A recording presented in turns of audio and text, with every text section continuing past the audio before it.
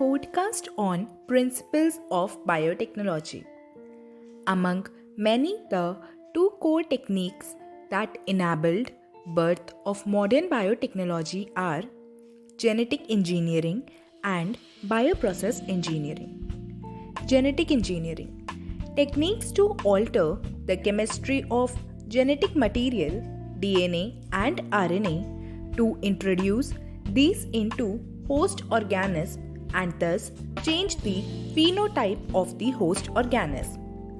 Bioprocess engineering maintenance of sterile, that is microbial contamination free ambience in chemical engineering process to enable growth of only the desired microbe or eukaryotic cell in large quantities for the manufacture of biotechnological products like antibodies, vaccines, enzymes, etc.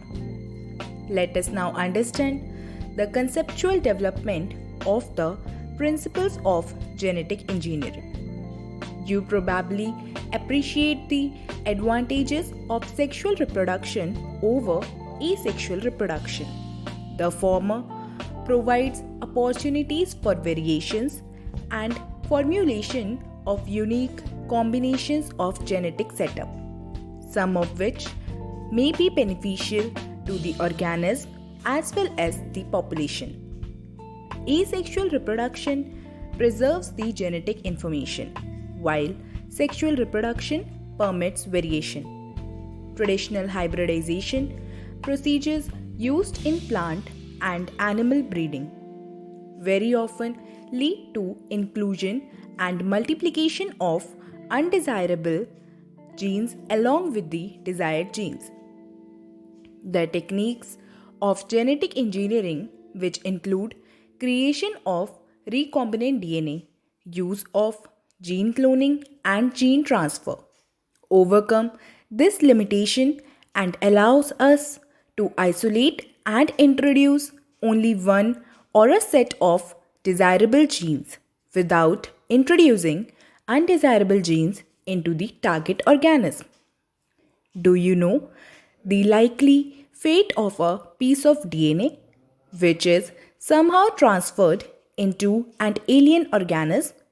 Most likely, this piece of DNA would not be able to multiply itself in the progeny cells of the organism.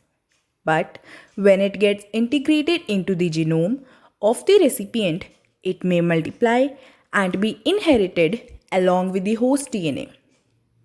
This is because the alien piece of DNA has become part of the chromosome, which has the ability to replicate.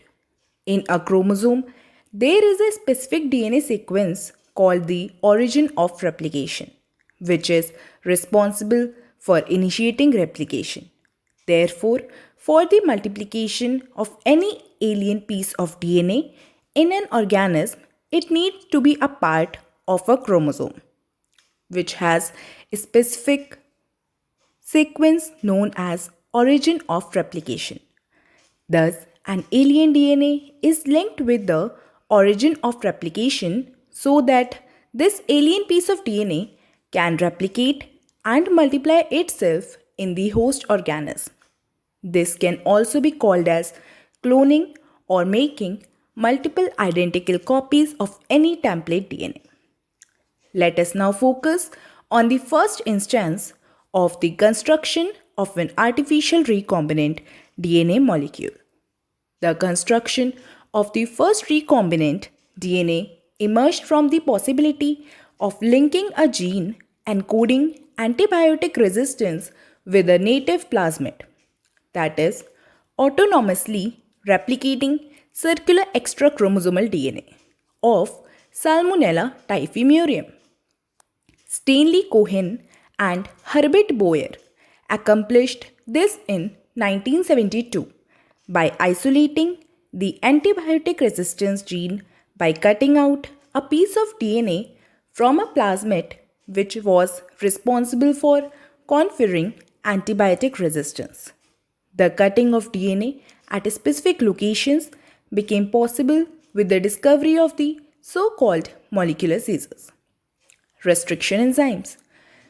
The cut piece of DNA was then linked with the plasmid DNA. These plasmid DNA acts as a vectors to transfer the piece of DNA attached to it. You probably know that mosquito acts as an insect vector to transfer the malarial parasite into the human body. In the same way, a plasmid can be used as a vector to deliver an alien piece of DNA into the host organism. The linking of antibiotic resistance gene with the plasmid vector became possible with the enzyme DNA ligase, which acts on cut DNA molecules and join their ends. This makes a new combination of circular, autonomously replicating DNA created in vitro and is known as recombinant DNA. When this DNA is transferred into Escherichia coli, a bacterium closely related to Salmonella, it could replicate using the new host DNA polymerase enzyme and make multiple copies. The ability to multiply copies of antibiotic resistance gene in E. coli was called cloning of antibiotic resistance gene in E. coli. You can hence infer that there are three basic steps in genetically modifying an organism. First, identification of DNA with desirable genes. Second, introduction of the identified DNA into the host. Third, maintenance of introduction DNA in the host and transfer of the DNA to its progeny. Thank you.